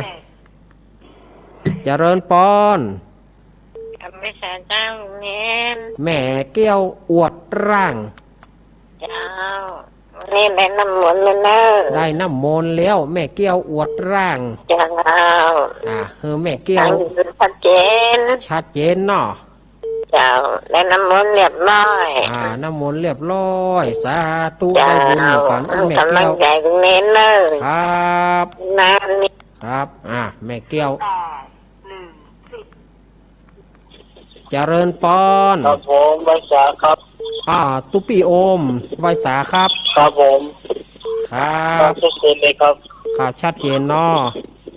ครับผมเป็นกำลังใจให้อาจารย์นะครับ ครับ ถ้าวันหลังมาช่วยกันสวดเถอะกรรม วันหลังนิมนต์กรรม อ๋อครับผมได้เลยครับ ครับวันหลังนิม ว่าน ง ต์ ๆเนี่ยนี่นะครับผม ครับครับ ครับผม ครับผ ครับ มกับไวสาครับวันหลังเขาได้นิมนต์เปิ้นถ้าเปิ้นว่างเมื่อใดกันนิมนต์ได้เลย ตุปีโอมเขาเปิ้นมาช่วยกันทำกรรมหนึ่งเจริญปอน พระเจ้า จากตองดอย พระหลวงเจ้า อันนี้ แม่สาย แม่สายบ้านดอยหลวง เจ้า เจ้า อำเภอเรือหลวง อำเภอดอยหลวงเชียงราย ว่าจะให้ล่ะเจ้า จังหวัดเชียงรายนั่นเนาะ เจ้า แม่สายไหวได้หา ใครถามนี่จัง ถาม เกิด มา วันจันทร์ว่าเด็กก็ ฮะ เกิดวันจันทร์ว่าเด็กก็ อันยังแม่หูจัก ถ้าขาวันจันทร์เนี่ยประจำเกิดวันจันทร์เนี่ย บัจใจว่าแม่ฟังจากครูบาอาจารย์รูปใด ลูกมันตู้ลุงดอยอ่ะ แม่ฟังจากเปิ้นแม่ก็ต้องโทรเข้าหาเปิ้นรายการเปิ้นเปิ้นจะตอบเพื่อบัจใจรายการอาตมามันคนละรายการเนาะแม่เนาะสุมาเตอะแม่ฟังรายการของตนอื่นแล้วมาถามอาตมาจะไปหูจะได้หรอสุมาเตอะเจริญปอน นมัสการค่ะท่านเนน จากไหนโยม แม่โทรจากหางดงจ้ะแม่ไม่เคยโทรเลยจ้ะ ไม่ เพิ่งจะฟังอย่างเดียว ได้ เพิ่งโทรมาครั้งแรกจ้ะ อ่า โทรมาให้กำลังใจท่านเนนค่ะ โยมแม่ชื่อโยมแม่อะไร แม่กันดาจ้ะ แม่การดาเนาะ จ้ะ อ๋อ แม่ฟังตลอดนะคะแต่แม่ไม่เคยโทรจ้ะ ครับ ไม่เป็นไรโยมแม่ ค่ะค่ะนมัสการค่ะ จ้า จ้ะ โยมแม่การดานี่แต่ว่าแม่นกอตะวานี่เพิ่นโทรหาหลวงลุงแม่นะโยมแม่การดานี่นะตะว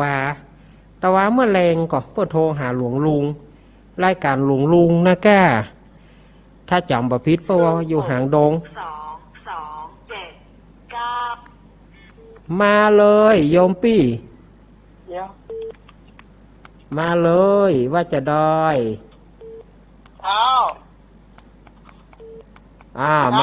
มาแล้ว เอามาหน่อยถ้ากำลังจะเห็นนิ้วเดียวปอกำลังใจนิ้วเดียวปอแล้วเนาะ เจ้า ก็ได้แล้วปออิ่ม เจอเฉพาะเนาะ ครับปออิ่มแล้วปอได้น้อยก็พอใจละ แน่นอนกับปะเราตึงปะกันตลอด ครับขอบคุ เรา ณ ละก็ยังปะกันอยู่ ครับขอบคุณครับสาธุแล้วอีกะเดี๋ยวใจได้หลวงพ่อนิพนธ์เจริญปอน ไปสาเจ้าลุงเล่น จากตั้งใดแม่จากบ้านปีนเจ้าแม่เจนจิราแม่เจ้า เจนจิรา บ้านปีน บ้านปีน เก่งเนาะว่าสวดมนต์โอ้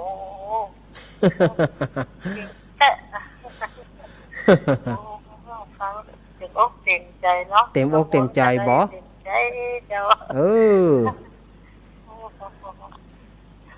เลี้ยวอกเลี้ยวใจบ่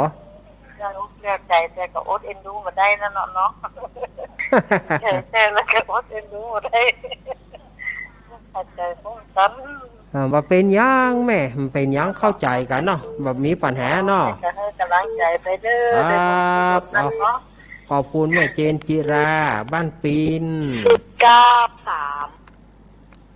จะเริญปอนกับไม่สาเจ้าพระเนรฟังอยู่เนื้อชัดเจนเจ้าแม่สายทองเจ้าน้ำมนต์ก็ได้แล้ววันทานหลงวันทานน้อย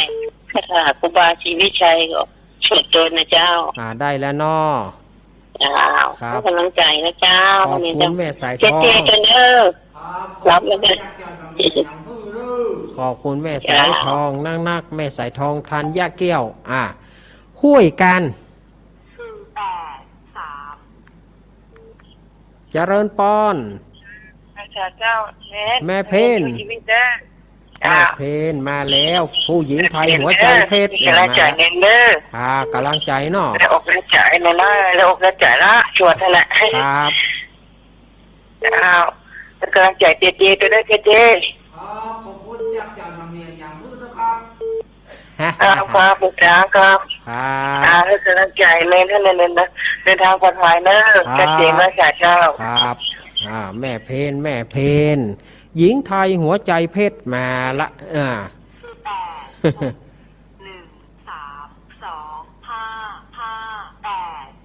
อันนี้แม่พลอยแม่พลอยสีถ้อยแม่พลอยโทรตั้งแต่เปิดรายการตาติดเดียวเนี่ยดูแม่อุ้ยอินมาได้แม่อุ้ยอินเก่งเหมือนเลยพอแน่อุ้ยอินนะเน็ตจำแม่อุ้ยอินเสมิงนะเจ้าแม่พลอยได้น้ำมนต์หมดแล้วเจ้าได้หมดแล้วเนาะพัดมือเรียบร้อยหมดทุกอย่างขอบคุณแม่พลอยเจ้าเป็นกำลังใจเนาะไปหาน้องเจตัวครับสาธุเลยแม่พลอยสีถ้อยอำเภอฝางน่ะมาละ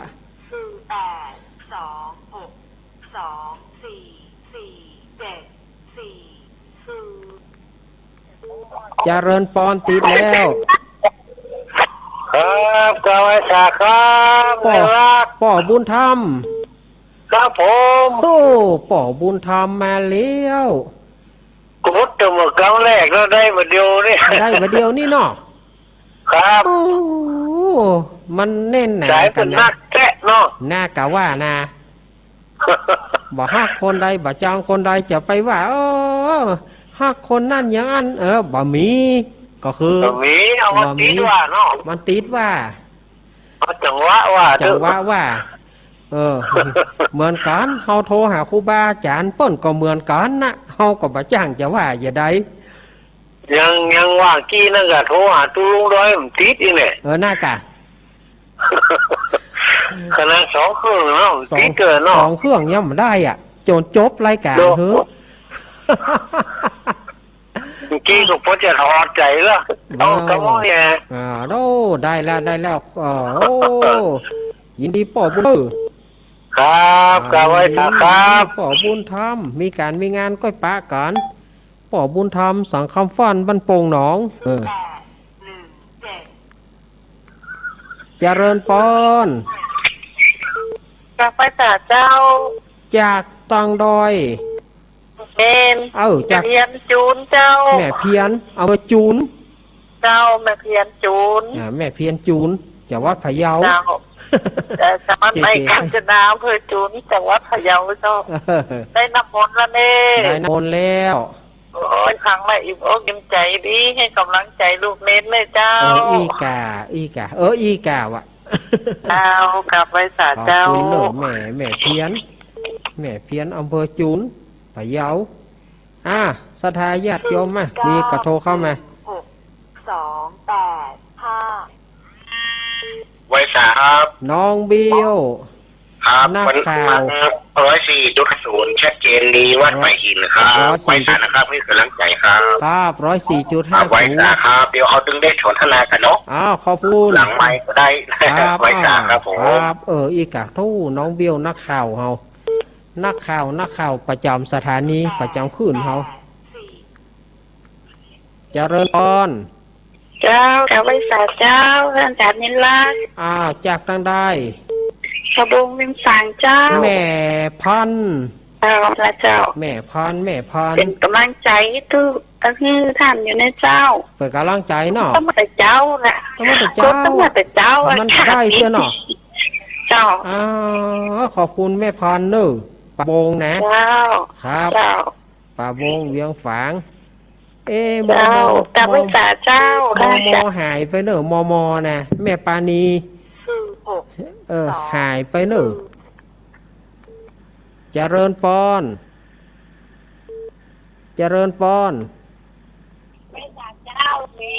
ในมาลัยบ้านดอกคำใจบ้านตะ แม่มาลัยดอกรักมาละแม่มาลัยดอกรักบ้านดอกคำใต้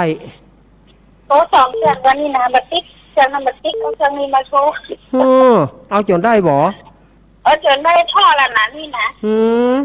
ท่อแล้วบ่ฝั่งท่อเตื้อแน่ฝั่งท่อเตื้อแน่ฝั่งท่อเตื้อแน่เจ้าไม่ได้น้ำมนต์แล้วเนอะไม่ได้มัดมือแล้วเนอะได้แล้วเนาะสุดจะตาตัวดีใจกันอ่ะโอ้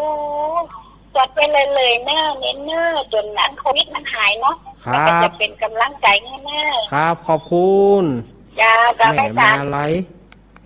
แม่มาไลดอกรักอำเภอดอกคำใต้จังหวัดพะเยาเจริญปอนเจริญปอนยายพรยายพรร้องงัวแดงสอนกำแพงเชียงใหม่ตอนเด็กเจ้าเนี่ยตูดนี่นะอะไรกะตอนเด็กเยอะอ่ะเอาจุดน้ำมนต์ก็เอาแล้วน้ำมนต์ก็เอาแล้วจะไปได้เช็ดโอ้เอาแม่ยายพรอยู่ดีมีสุขนะเนอะอายุมันยืนยาวเนอะขอบคุณยายพรเปิ่นบ่ได้ปิดวิทยุและเสียงมันสะท้อนสู่มาถ้ายายพร957จะเริญปอนไว้สาเจ้าลูกเน้นจากตังใดหาจากลำปางแม่น้อยอุตุดีเจ้าแม่น้อยมาแล้วบ้านอย่างก็บ้านนาน้อยบ้านไหนาน้อยเจ้าตำบลปงสันทองอำเภอเมืองจังหวัดลำปางได้แล้วเจ้าเราได้อันนี้เรามัดมือลูกหลานดีก็สยอดละดีแล้วแล้วแม่น้อยแม่นอดแม่นใจใจบ่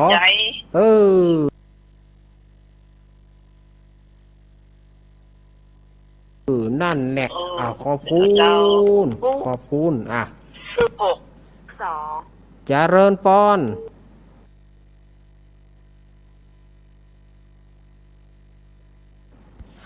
แม่โปรเดอร์มันทาโดยข้าง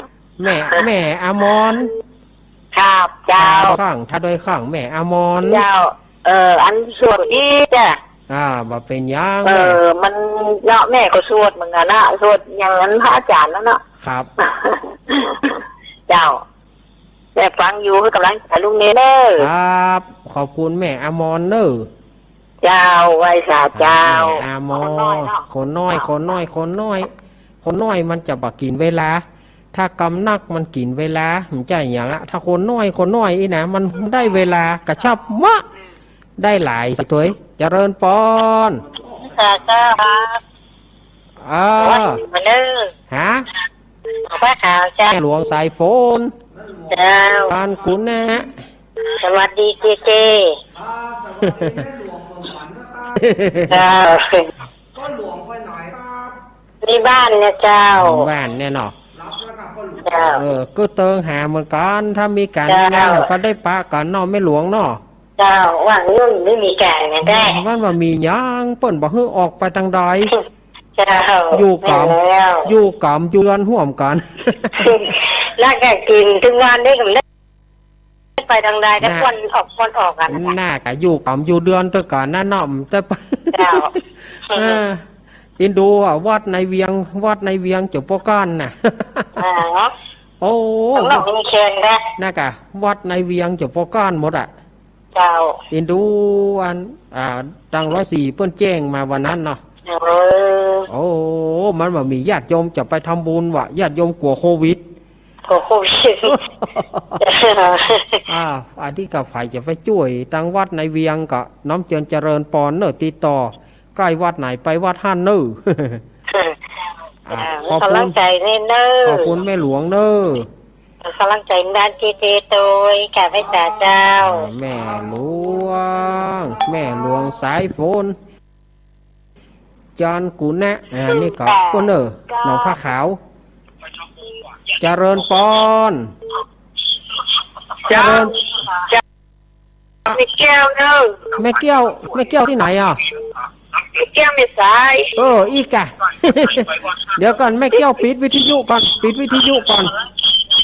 ดูอีกอะเป็นกำลังใจเธอเลยตรงนี้เลยกำลังใจเนาะเจ้าอยู่ชื่ออะไรชื่อแสงมณีชื่อฝรั่งบ้าเลยล่ะแสงมณีแปลว่าอะไรชื่อแก้วโนว่าเล่นก็ได้เนอะไม่เกี่ยวเนอะเจ้าคุยอยู่ทุกสบายเนอะรักษาตัวดีๆเนอะครับเจ้าขอบคุณแม่เกี้ยวเนอะครับขอบคุณแม่เกี้ยวเนอะคนน้อยมันบักกินเวลานักดีสดายเยียดยมมีก็089ลืมเบอร์กว่า0892130135907นี่เบอร์ไผ่ฮอนเนอร์เจริญปอนเจ้าแต่ไม่จ่ายเจ้าท่านอาจารย์มาเลยเขาจะกินน้ำว่าเลยเขาจะกินน้ำเขาได้จังหวะแล้วเจ้าขอแก้ไม่จ่าครูบาจังค่ะจังว่าอยู่ห้องฟังมารับเดี๋ยวเนอะฟังวันว่าอาจารย์เน้นบักคนไหลโควิดโคหวามแม่สายพินเมืองปานขอพระคุณเนอะท่านพระอาจารย์ขอเป็นกำลังใจท่านพระอาจารย์ด้วยนะเจ้าเนอะเสียงดังฟังชัดดังแต่ตรงจันเมืองปานขอบคุณจากนักการพระอาจารย์ขอบคุณจากนักเนอะขอบคุณจากนักขอบคุณจัดหลายขอบคุณมาได้แบบมีอย่างเนอะสาธุขอบคุณเจ้าไม่จ่าเจ้าท่านพระอาจารย์ขอบคุณเนอะมาเพื่อกำลังใจเจ๊ด้วยนะเจ๊ถูกรอนะครับน่ะเอากันเขาถือโอกาสได้กินน้ำแล้วบ่เอาได้กินน้ำแล้วบ่เจริญปอน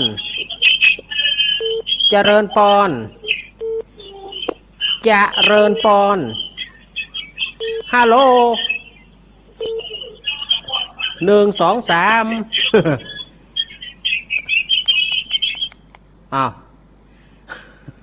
โยมบอกลูกมีการอย่าหัวจ่อแจ๊เจริญปอนไม่สาเจ้าโอ้จากทางใดแม่สีจันฝั่งก็ตายเจ้าทางใดเนี่ยแม่ตำบลปะฮูอำเภอพานเนี่ยเจ้าอำเภอพานเชียงไฮ้เจ้าแม่สีจันว่าจะได้ก็แม่สีจันเจ้าแม่สีจันแม่ว่าจะได้หาภาษาของลุงเน้นรักแม่ก็เจ้าครับอ๋อแม่วันนี้แม่ได้น้ำมนต์แล้วแม่ได้ไปมัดมือคือหลานตัวแล้วคือหลานมัดมือคือแม่ตัวอย่างลูกดีแล้วเนอะเจ้าอันฮะแม่อุ้ยเป็นก็แม่อุ้ยเป็นก็ชอบลุงเน้นว่าปุ่นว่าอันทำยมแม่โทรหาบอกไปเนอร์ว่าปุ่นทั้งลุงเน้นตุ้งปู่ตาอันว่าปุ่นสอบลุงเน้นว่ารู้แล้วพังอยู่เนาะครับขอบคุณแม่สีจันแม่อุ้ยเปงอีกะเปิ่นว่าเปิ่นพังอยู่พังอยู่กับพัง727เจริญปอนเจ้าลูกเล่นจากตังได้แม่ตาไหนเนี่ยเจ้าแม่ตาน้อยเจ้าท่านมันจะฟังแม่สายชิ้นเหล่าข้าวเนี่ยขอบคุณเนอะแม่ตาเนอะกำลังใจเนอะกำลังใจแม่สถาญาติโยมอาตมากะสถาญาติโยมเพื่อกำลังใจ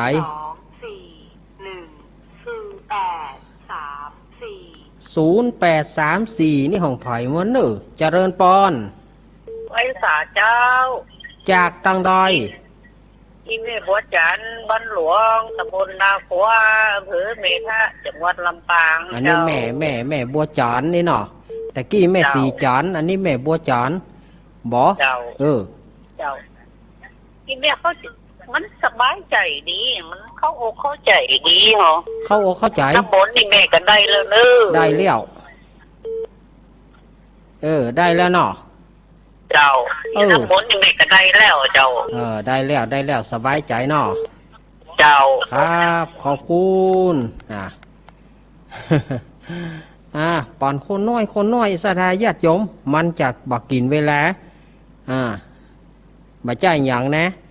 อาตมาก็ดูสถานนั่นนะอุ้ยอ้วนมาแล้วอุ้ยอ้วน เจ้าไว้สาเจ้า อุ้ยอ้วนมาแล้ว ตอนนี้เต้งยังไม่ได้เต้นเต้งที่ปวดแขนนะ โอ้จบปวดแล้วเนาะอุ้ยอ้วน เขาใจเข้าแต่ขึ้นติดโทรหาตู้เงินรวยหัวได้โชว์หลังไม้เลยถ้าหลังไม้ เข้าหลัง หา ไหม ไปจานไปเลยหาไปจานไปแล้วเด็กหญิงว่าจะเพียงกันไม่หมดจานใช่ ว่าตอนน่ากันเนาะ น่ากะ ที่ตะกี้นี่ตะกี้ตานอยู่เนาะของอันนาตุปีนาดเนาะตะกี้ จะออกทุกปีนั้นในปัญญาเราก็มีหลาย ว่นบ่มีหลายจะว่าบาลายก็บ่ใช่ธรรมดาเนอะนักอยู่นะ แค่นะเจ้าไม่สาเลยเจ้า ครับอุ้ยอ้วนขอบคุณ สบายดีเนาะ ข่าวสบายดี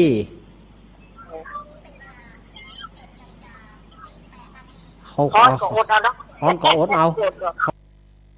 ฮ้อนไก่ฮ้อนจากโควิดมันถึงกลัวฮ้อนดูจ้างมันฮ้อนจ้างมันครับขอบคุณอุ้ยอ้วนเนอะ เจ้าไว้สาเจ้าเจ๊วันนี้นะครับ สวัสดีเนอะ ครับขอบคุณหลายๆเด้อขอบคุณอย่างมีอย่างมือเด้อ เหลืออีก12นาทีสถานญาติโยมมาแหม12นาที8 3 3 2 5 เดี๋ยวกันเนอะ 9 2 7921นี่จากทางใดบอกฮู้เนอะเจริญปอน เจ้าแจกตุ๊กตา ตาจางเนาะ เจ้า แม่หยังฮะ นะ แม่หยัง แม่น้อม แม่น้อมเนาะ เจ้า บ้านตาจางเนาะ เจ้า แม่ว่าจะได้หา ให้หมดแตะหมดว่าแตะ ห่านวะ เจ้า แม่ไม่ได้ถามอย่างเนาะ เจ้า ขอบคุณเนอะแม่น้อมเนอะ เจ้า อันนี้กับตาจางบ้านแม่เพนป่ะเนอะบ้านหญิงไทยหัวใจเพชรปะหูจักกับตาจางมันก็หูจักกันเนาะเอาว่างแล้วเนอะแอมสัก2 สาย8 มา 9 7 เจริญปอน ไว้สาเจ้า แม่รุ่งแจ้งแสงทอง เจ้าจำนี้เนาะจำได้จะดีรู้ ดีกะบ้านฝาง ได้ทำหมุนแล้วเรียบร้อยเลย บ้านฝางพะเยา ใช้น้ำมนต์แล้วนะเจ้า แม่แสงทองคือกำลังใจเนาะ เจ้ากำลังใจ ขอบคุณเนอะเอาละสถานญาติโยมอาตมาจะวางก่อนอาตมาปิดก่อนตะกี้แม่ฉลาดแจ้ซ่อน ถามมาว่าอีแม่ค่าทำบุญกับลูกเนนอีแม่จะทำบุญด้วยวิธีใดอันนี้กับสถานญาติโยมอันนี้เอาแม่ฉลาดก่อนเนาะอีแม่จะทำบุญอีแม่จะอย่างใดใครอยู่ใกล้อีแม่จะทำบุญอีแม่ทำบุญอย่างใดก็ได้ถ้าว่าเป็นไปได้อีแม่เติมเข้าโทรศัพท์ก็ได้เนอะแม่เนอะเบอร์ที่แม่โทรนี่นะ089 2140135นี่นะแม่ฉลาดเนอะแม่เติมเข้าโทรศัพท์ก็ได้เนอะอย่างแม่เพนน่ะแม่เพนเปิ้นเป็นการเทศการสวดเพื่อก็เติมเข้าโทรศัพท์แม่ยายกฤษดาลำปางก็เติมเข้าโทรศัพท์แม่พลอยก็เติมเข้าโทรศัพท์นะแม่พลอยสีถ้อยนะแม่พลอยก็เติมเข้าโทรศัพท์นั่นนะ0892140135ขออาตมาเป็นวันทูคอเนอะอาตมาเป็นวันทูคอถ้าแม่จะใครห่วมกันเตะละเล็กละน้อยอยากจะห่วมแม่ก็เติมเข้าโทรศัพท์เอาเนาะแม่เนาะหรือว่าญาติโยมจะใครทำบุญกับลูกเนนบัดจ้างจะได้ก็เติมเข้าโทรศัพท์เอาเนาะบางทีถามบัญชีเนี่ยอาตมามันแบบได้ทำบัญชีเนี่ยเนาะบางทีถามใครได้บัญชีหมายเลขนั่นในเลขเนี้ยก็เอาอีดีกว่าเนาะแม่ญาติโยมก็เติมเข้าโทรศัพท์อาตมาฮะเป็นการเตะ10 บาท20 บาทห้องว่ากัน0892140135อันนี้ถ้าว่าญาติโยมจะทำบุญแล้วบัดจ้างเนี่ยได้อีนะ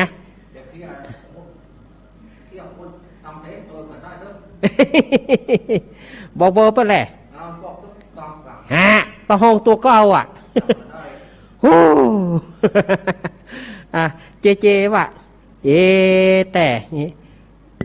เบอร์ลูกเติมให้ลูกพี่ก็ลูกน้องก็ขอได้พ่องกระแหถ้าจะช่วยสงเคราะห์เจของเจกับวันทุคอนะเนอะถ้าอยากเติมญาติโยมจะเติมให้เจก็0856232408 อันนี้เบอร์ของเจถ้าอาตมากับ0892140135จะขอบคุณไว้ล่วงหน้าเนอะถ้าญาติโยมจะทำบุญอันนี้เนาะแล้วถ้าบ่เข้าใจอย่าใดก็อาตมาออกรายการแล้วประมาณเกินชั่วโมงโยมก็โทรหาอาตมาหมู่กำว่าแน่นอนบ่อย่าได้บ่อีนะเอาอีเนาะหมดเวลาแล้วศรัทธาญาติโยมอาตมาต้องนำรายการอำลาจากศรัทธาญาติโยมไปก่อนมา4 โมงศรัทธาญาติโยมว่าออก4 ทุ่มเราเหยรอเวลาเนี่ยศรัทธาญาติโยมเกาะวันอังคารหน้าก็ปะกันแถมเนอแล้ววันศุกร์ปะกันบ่าย3 โมงถึง5 โมงเย็นอันนี้เฉพาะวันศุกร์นะวันศุกร์ก็บ่าย3 โมงถึง5 โมงเย็นก้อยปะกันแถมแล้วก็ศรัทธาตั้งเชียงใหม่ก็104.50 คลื่นพระพุทธศาสนาวัดฝายหินรายการธรรมะคลายเครียดอันนี้ก็เมื่อคืนเนอะวัดฝายหินก็วันเมื่อคืนเสาร์กับอาทิตย์3 ทุ่มถึงเที่ยงคืนอันนี้ก็อาตมาก็จะไปแจมไปเตื้ออยู่นี่ก็แจ้งกับศรัทธาญาติโยมที่ชอบฟังรายการของอาตมาก็มีเนี่ย2-3 รายการเนี่ยเนอะศรัทธาญาติโยมเนอะวันนี้ศรัทธาญาติโยมอยู่ดีมีสุขอยู่ดีกินหวานตาลต้อมอายุให้มันยืนยาวพ้นจากโควิด-19 โควิด-19 อย่าให้ได้มาแผ่วพานศรัทธาญาติโยมอยู่ดีกินหวานตาลต้อมเนอะอายุวันโนสุขังปะลัง